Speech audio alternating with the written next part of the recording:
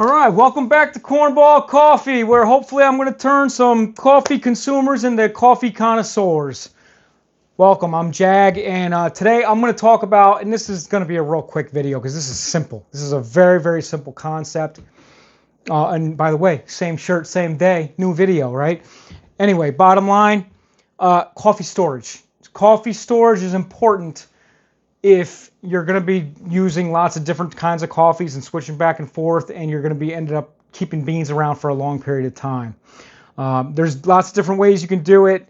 There's I recommend vacuum sealing.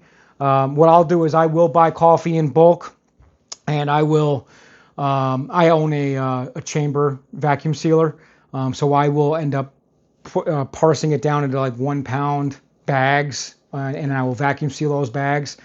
I used to put them into a freezer after I vacuum sealed them, but I was instructed by an owner of a coffee shop to not do that. That was fake. That you don't need to freeze the beans as long as they're in a cool, dark environment.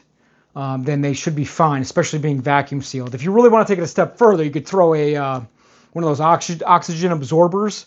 Those little packets, you could throw that in there, I guess. Just make sure that it's going to be safe to have in with coffee. I don't personally do that because I don't get that crazy about it, but I try to minimize any degradation of the quality of the bean by doing the best that I can. Now, I'm also into smoking meats and stuff, so I had the vacuum sealer because I would smoke a lot of meat all at once, and then I would portion that down into basically meal prep and vacuum seal the meat and freeze it.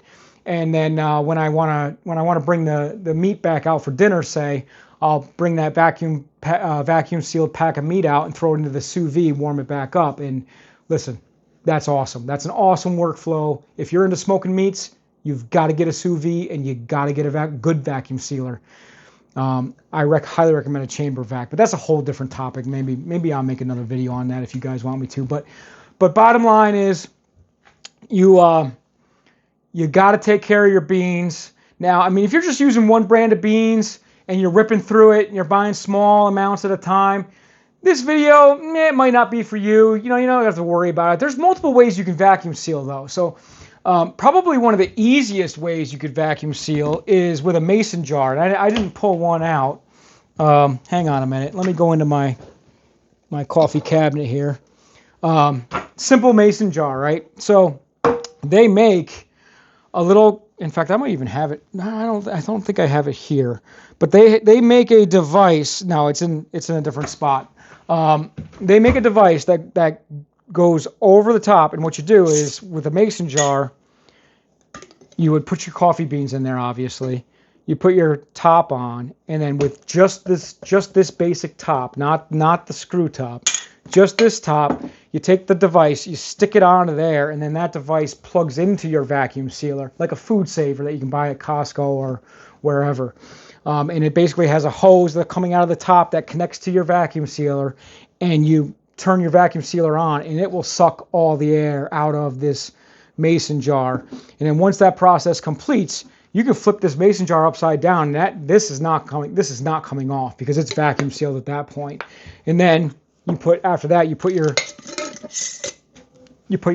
top on it, and you're good to go. That's a nice way of storing the beans.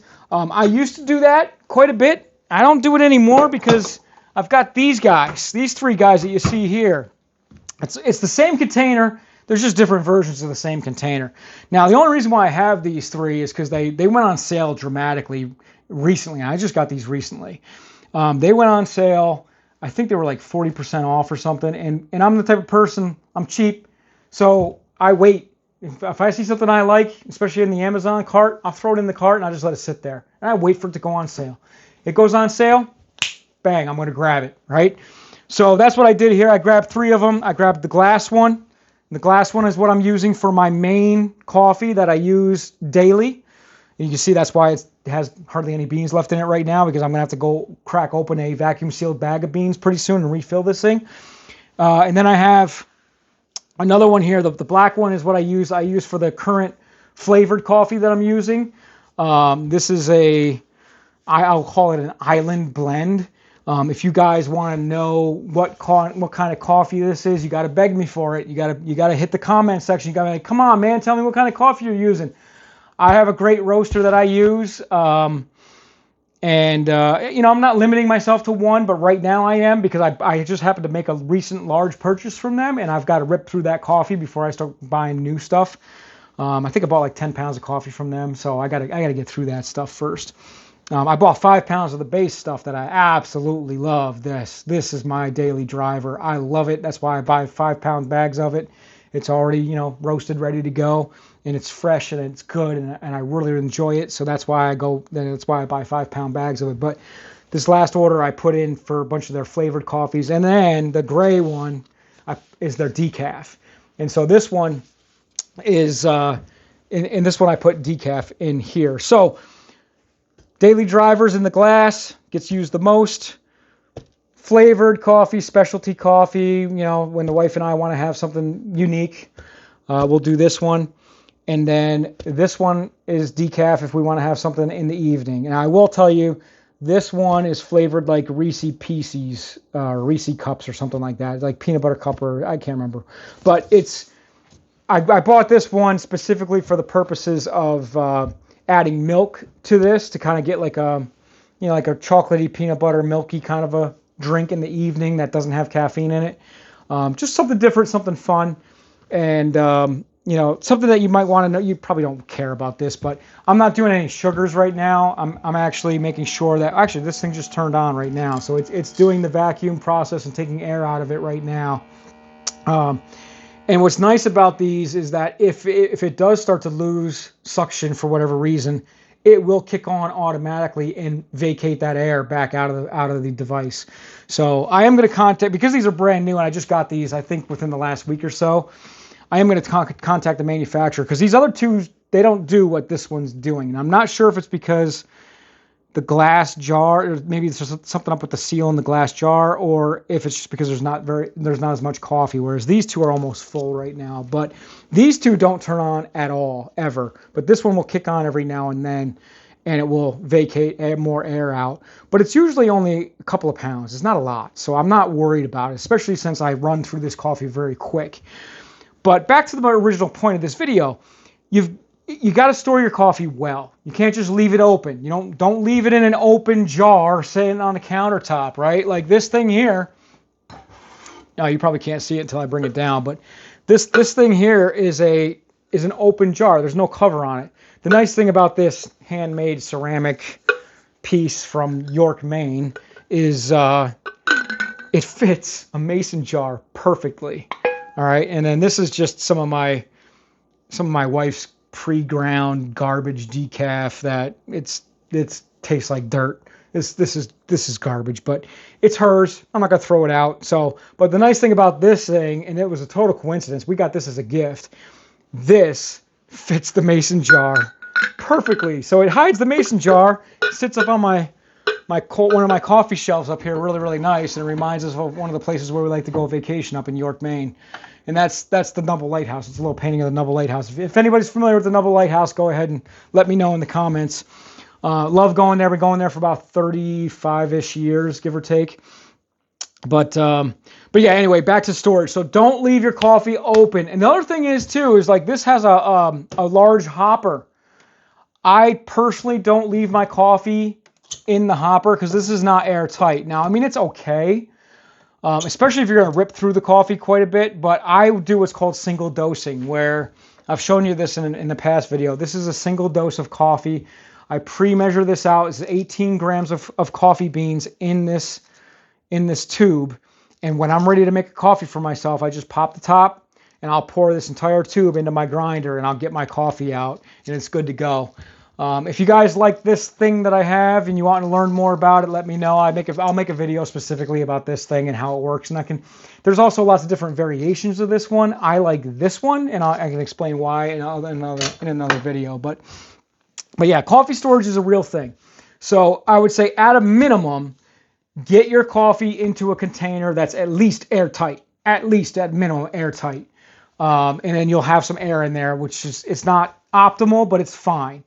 And then if you're going to be storing coffee long term, or if you really want to get into the hobby and you really want to make sure you're maintaining freshness, get yourself some sort of vacuum sealing device, whether it be one of these guys or whether it be just a simple mason jar system that I was showing you. And honestly, the mason jars is probably the most cost-effective way.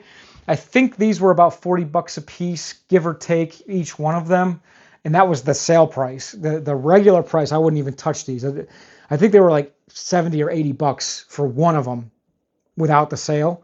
So for that price, I wouldn't even buy it. That's just my opinion, right? I would be reverting back to the mason jar technique that I was teaching you earlier, because to me, the value is just not there. But at 40 bucks, I was willing to part with my money on that.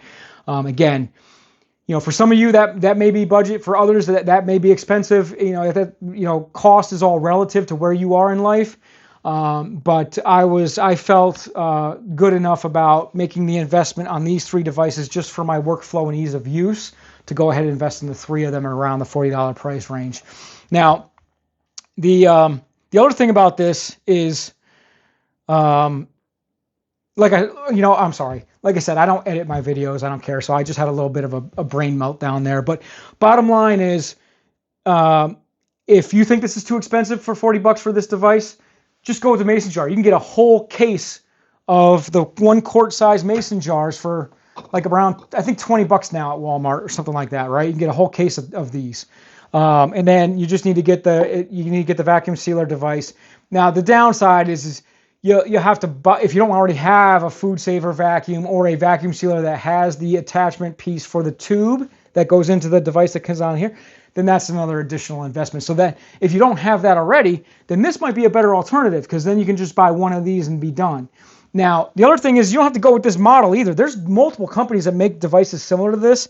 The one thing that I found with them is that a lot of them are actually fairly expensive, and believe it or not, a lot of them don't have very good reviews. So it's kind of going to be a hit or miss thing with regard to finding something that is a good value and works really, really well. So just be cognizant of those things. But coffee storage is a real thing. And you want to keep your coffee as fresh as possible.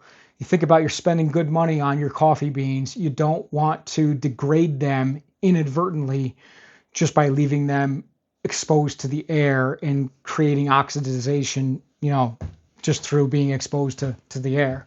So that's all I got for you today. Real simple video. Take care of your beans and they'll take care of you. Once again, I'm Jag. Thanks for showing up here at Cornball Coffee, and I hope to see you again. Hit me with a like, hit me with a subscribe, and if you don't like the video, make sure you tell me about it in the comments, and I'll be sure to respond.